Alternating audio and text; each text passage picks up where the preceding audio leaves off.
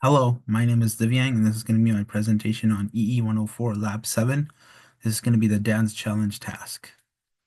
So the first line in this code is from random import random. So random is a built-in Python function that you don't really need to pip install, but it is a built-in Python function that enables the random function to be carried out within the Python code. Import pgzrun. That is a Python function that you do have to pip install. This is the Python function that enables us to run the game. So the GUI for the game, the graphical user interface. This allows us to set that up, and it allows us to execute that code. From PG0 built-ins import actor clock. So import actor, that's basically allowing us to create a player one and player two. And import clock is basically after a specific time period, then we switch players. So import actor and import clock is another PIP installation that we have to do and enables us to basically set up player one and player two. So now we have the width and the height. So the width basically is telling us the width of the screen. The height is the height of the screen, and then center X width divided by 2. So what do you want to declare as the center? Lines 5 to 8 combined enables us to create the GUI for the dance challenge game. The game variables, we have move list, display list. So move list is set as a basically a function within Python code that enables us to set up the move keys, and display list and it enables us to display it in the GUI. So score P1 is equal to 0, score P2 is equal to 0. That's going to be our player 1 score, and that's represented by the arrow keys. And score P2 is equal to 0. That is the player 2 score. That's the WASD keys. So that again connects back to lines 11 and 12, where we declare the move list and the display list. It sets up the variables for the function. And these are global variables um, within the Python code. So current move is equal to 0, count is equal to 4, and dance length is equal to 4. All of that entire block of code, lines 11 to 23, that basically declares and sets up the game variables that we need to execute the Python code. And current player is equal to 1, so that is basically setting up number one, number two, and number one and number two for telling the program, okay, this is the current player that we want. So it could either be player one or player two. And player turn message, that is player turn one's turn arrow keys. So when it's player one's turn, the game will tell us, and we use the arrow keys to perform the dance operations within the game. So actors player one, left side, that is dance P1 actor. So that's the dancer start. And dance P1 pose, center X 150, center Y 40. That basically sets up player one on the left side of the GUI screen. And UP1 actor up, UP.pose center X, and as well as lines 31 and 36.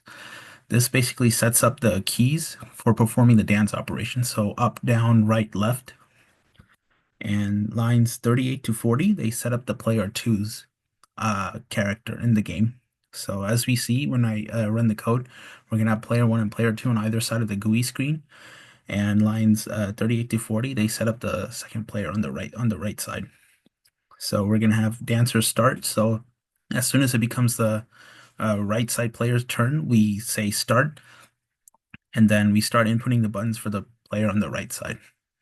And so again, lines 42 to 49, they set up the up, right, down, left keys as well for the player two side, just like we did for player one. And def draw, global game over, score P1, score P2, say dance. That entire def function, def draw, that essentially just sets up the scores as well as the turn information, and it draws the both players in the game. So we can see from lines 59 to 64, it's going to set up and draw both players. So in a draw function within Python is connected to the PG0 built-in Python library that we had downloaded and installed. So that's why we have to install the PG0 library in order to enable telling Python, okay, we're now creating a game. And lines 73 to 82, this sets up the display scores and turn information.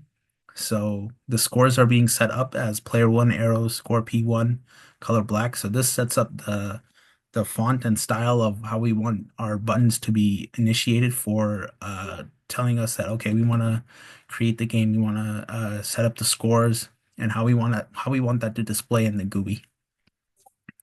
Screen.text, player turn message, color black, mid top. So again, that tells us okay, the color will be black and it tells the player okay what turn we are at for the game.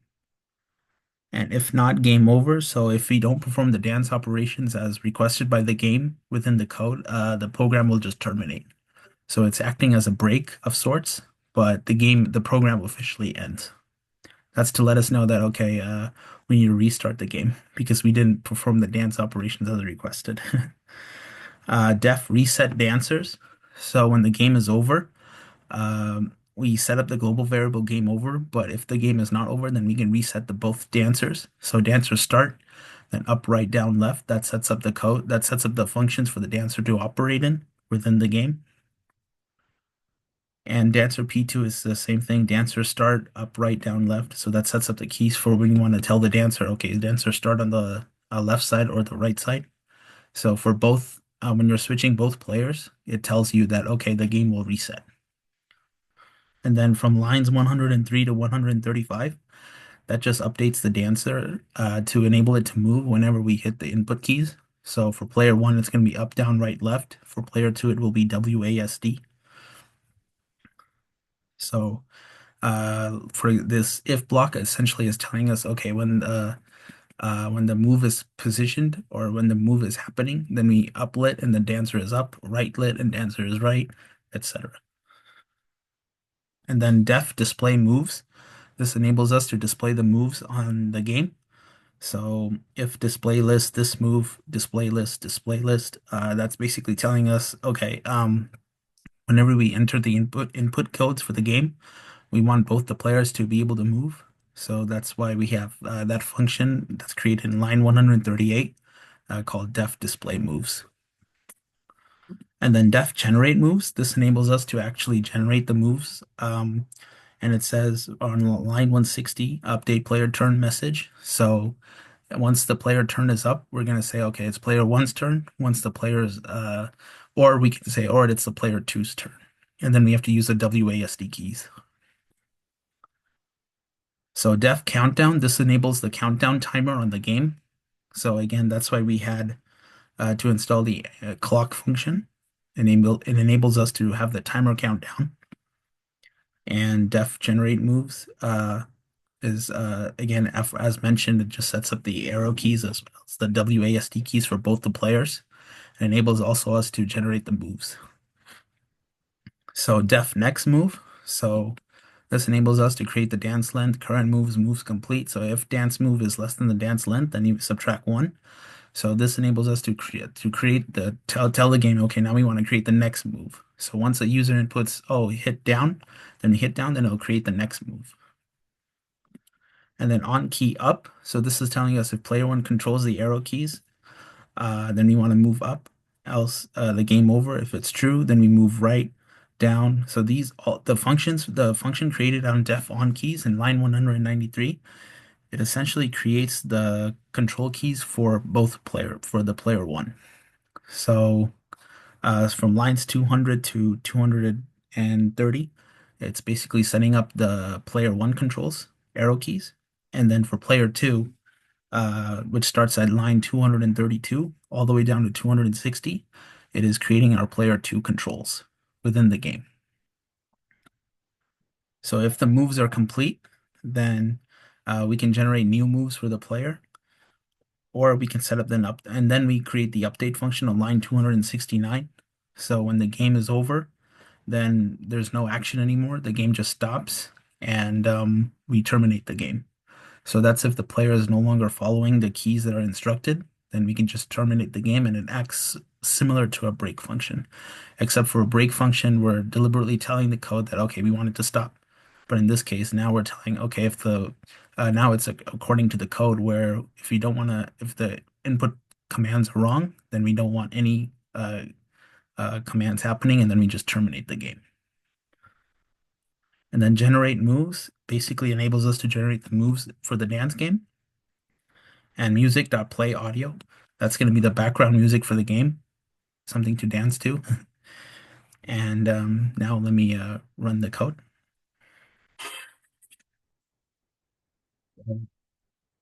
Up, right, right. So then we put W, or I'm not going to hit anything, WASD. And if I just stop, then the game is over. So this has been the dance challenge game. Thank you. Have a great day. Bye bye.